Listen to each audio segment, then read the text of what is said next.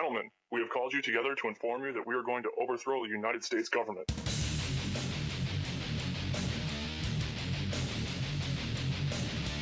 you still think that jet fuel brought down the World Trade Center?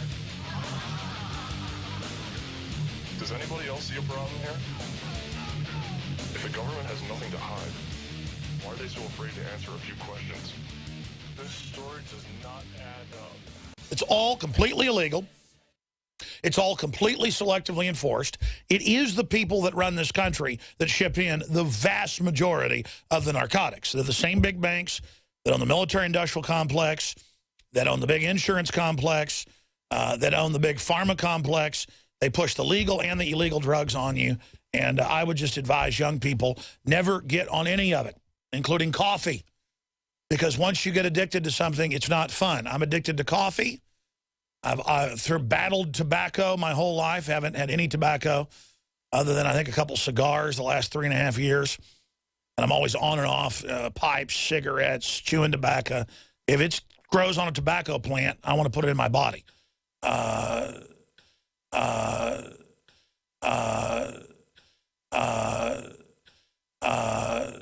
They push the legal and the illegal drugs on you. And I would just advise young people, never get on any of it, including coffee. And I would just advise young people, never get on any of it, including coffee. And I would just advise young people, never get on any of it, including coffee, including coffee, including coffee, including coffee. We are neurotically researching. Like, I've got a brand of coffee coming out. I've got a brand of coffee coming out. I've got a brand of coffee coming out. I've got a brand of coffee coming out. I use coffee, obviously, love coffee, found a type of coffee that I enjoyed the best that I've been drinking for 15 years. And I would just advise young people, never get on any of it, including coffee. We had the deal, the contract. They got scared because they're nationally distributed.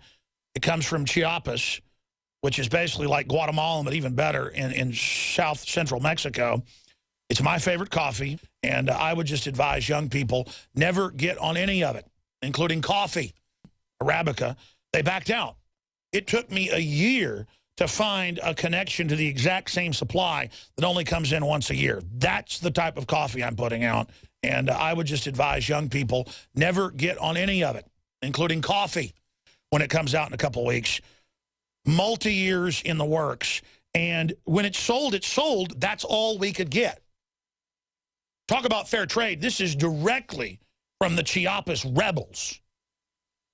You're like, well, they're like commies. Why would you do that? They're not even really commies, folks. Just the only thing they know. They're fighting the corrupt Mexican government, whatever. The point is they're actually free market. The point is that that's the type of stuff I bring you. I've got a brand of coffee coming out. I've got a brand of coffee coming out. I've got a brand of coffee coming out. I'm like, what is this coffee? Like 15 years ago, my wife was drinking it. She was my girlfriend. Started drinking that coffee, tried everything. It's the best.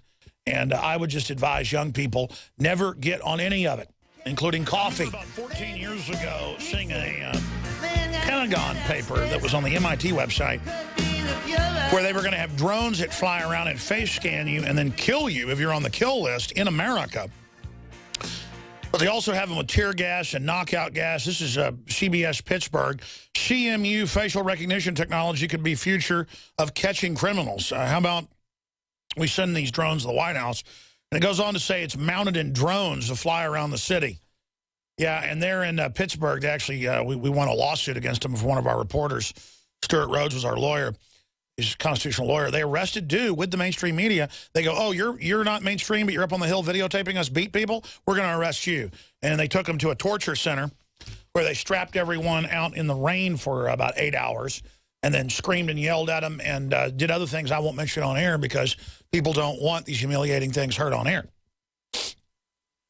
Oh, yeah, sometimes you get abused and didn't happen to do it. Happened to others we know. You don't want it talked about. That's America. So you need to understand what really goes on. They had the Army in there, a bunch of guys that probably run places like Abu Ghraib. They had them at an Army base. That's what goes on in America. They train 24/7 to take us on while naming the veterans as the new terrorist. By the way, here it is. Obama claims enforcement discretion in his latest speech, if you can call it that, the latest spillage of lies. to make Obamacare changes. That's the Washington Times. And then the Weekly Standard has Howard Dean saying, quote, I wonder if Obama has the legal authority to do this. No, he doesn't, but it's all a giant scam. They're not, they'll let a few people have their plan with the insurance company. It's the lottery ticket phenomenon. So folks believe that, oh, you can get your old plan back. You understand how that works? Okay, good. Remember, we told you what would happen before it happened. I'm trying to explain to people, we're not winging this. We know exactly the enemy attack profile, okay? It's very, very simple what's going on. It'd be like if a bunch of wasps were swarming around your front door, and we said, hey, you might not want to go under those. You want to kill those. They might sting you. And my mother was actually hornets once. I'd already moved out. I was like 19. I went over to their house. There were these big green, yellow hornets right above the door, and in a hole above the door. They'd gotten into the bricks, and I said, Mom, you got to kill those. They're going to sting you. Hornets are really mean when you're slamming the door. Those things just chased me the other day when I came over here to visit. She said, I don't like to kill things, Alex. They're mine, and you're not going to kill them. This is an exact quote.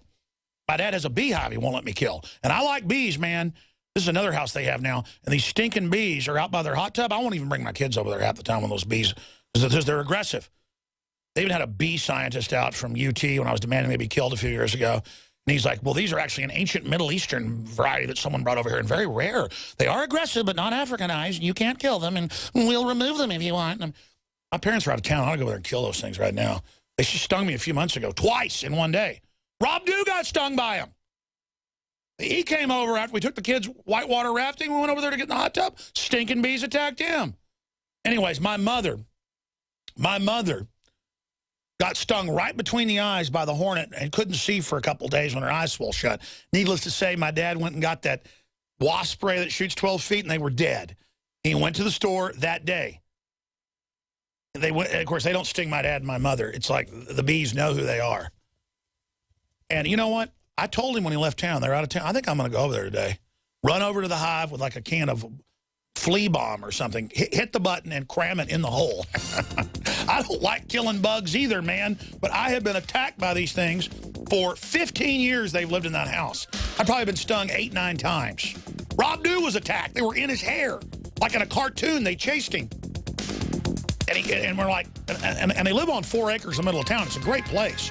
But, I mean, you know, there's also a lamp post with a microphone in it the government just put in. I need to go over there. There's a lot of work to do at my parents' house while they're out of town. Well, there's the pro-gun sheriff we've had on the broadcast before. Forget his name. We're pulling it up right now. Jakari's interviewed him. I've interviewed him. Children's Hospital on lockdown after reports of shooting. Let's hear what he has to say. Let's fade that up real quick and then go back to calls. And then we will come back in studio with our guest. Police officers were here conducting a warrant. David Clark's his name. Guy who they got information. The guy was wanted on a warrant, felon in possession of a firearm, that he was here at the hospital. They proceeded to the neonatal progressive care unit on the 7th floor of Children's Hospital. It's where children who are sick and infants that need extreme care are taken care of. The officers identified the individual who was holding his baby, or holding a baby at the time. They informed him, after identifying he was under arrest, he put the baby down and appeared to want to cooperate in being taken into custody. He then fled down the hallway, and while fleeing, produced a handgun, and the officers were in pursuit. He turned around several times with that handgun in his hand, and the officers fired several shots, striking the suspect.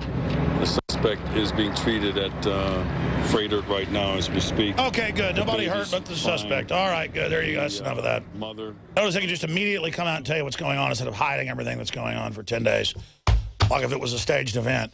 Let's go to your phone calls. Let's talk to Paul. Paul in Florida. You're on the air. Welcome. Hey, Alex. How are you today? I'm doing all right, brother. What's on your mind today?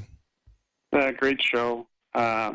Really wanted to commend you for being the canary in the coal mine, as Mad Cow put it today. Are you feeling better, or exonerated, knowing that everything you said has come to fruition? No, not really, because I wish I would have been proven wrong. And now it's even worse than I thought it could be, quite frankly. And it just gets more crazy by the minute. But I do feel good that people are finally understanding we're in trouble. And so people need to realize, though, it's not just up to an Alex Jones or whoever else is out there. It's up to all of us to resist tyranny wherever we see it. But thank you for your kind words, brother. But I'm just trying to survive here, so please don't commend me. I wanted to ask you another question if you had the time. What do you think is going to come down this hole? What do you think is going to happen maybe before 2016? What do we have to look forward to? Well, that depends on what we do to stop this. We either totally discredit the system and stop complying with everything we can and just point out that it's an alien, criminal, globalist operation, or they're going to be able to carry out their plans to shut off the economy, to enslave us and collapse us under government and corporate control. So we're under attack. It is a war. Words cannot describe how big a war it is. It's a silent, sneaking, cold war against freedom. And it uses all our institutions against us. The institutions themselves aren't even bad. They're just commandeered. Like an army tank by itself is not bad. It can be used by good people or bad people. Our government has been seized and then grown into a giant behemoth. And we deserve it, though. Not my listeners or myself so much, but none of us are perfect. But the culture got very decadent off what our forebears and the greatest generation, and folks built for us. And they were a great generation. I don't think they were as great as the 1776ers and some of the other folks, but, they came back and demanded civil rights. Mainly veterans, white combat veterans came back particularly and said, we're not going to be part of this. There were sagebrush rebellions all over the country, and people said, we're going to have freedom.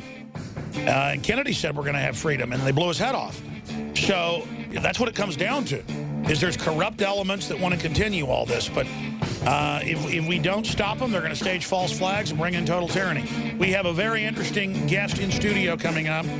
Combat veteran gives his take on 9/11, the Second Amendment, and so much more. Ladies and gentlemen, out, brief candle is what William Shakespeare wrote. That's what life is like. It goes by like dusk till dawn. But what matters is doing the right thing while you're alive on this planet and building a better world for future generations. That is not even service. That is fulfillment. And it is in service to humanity. And no service is perfect. No cause is perfect. But in the final equation, it's having a heart that tries to do the right thing, that stands for justice, is what, in the final equation, will be judged by the creator of the universe. And your calls will come up at the bottom of the hour for those that are holding. I've got some other news on the NSA surveillance grid, you name it. Our guest will be riding shotgun with us throughout the hour. We're going to talk about his story exclusively until the bottom of the hour, but then he'll be with us for the rest of the hour and hopefully do an interview for expanded coverage on the InfoWars Nightly News coming up at 7 o'clock Central tonight. But a few weeks ago, 2.5 weeks ago, was down in San Antonio for the open carry rally, which under state law, you can have rifles openly anywhere in public spaces in Texas. But the police chief said, I'll arrest you if you do that. So this is the real cutting edge of the civil rights, human rights, God-given rights movement. And so we went down there. Over 1,000 people showed up with the Open Carry Texas and other groups. And I gave a speech with an M4 strapped on my back. And we weren't sure even when we went there whether they were going to arrest us or not. But they backed off. The next day, they started arresting people that legally had guns. But now lawsuits have already been filed. So that's what all of this is really about. And it was the first rally since the Alamo happened in 1836 because it was a warehouse until the 50s when they made it a historical site. And then there's never been a rally allowed there. And it's fitting it was a Second Amendment rally because the Alamo was about people coming to take the guns. That's what started the Texas Revolution, just like the revolution against King George. The third started when they came to take the guns. Hollywood tries to make it a racial issue or all this other stuff. No, it was about guns. That was the heart of it, period. Ed Gonzalez, they came to take the guns. That's how it all started, period. That's the main, that's like 80% of it. And I studied the history big time. And had family involved on both sides of my family, my mother and father's sides, involved in that historical situation.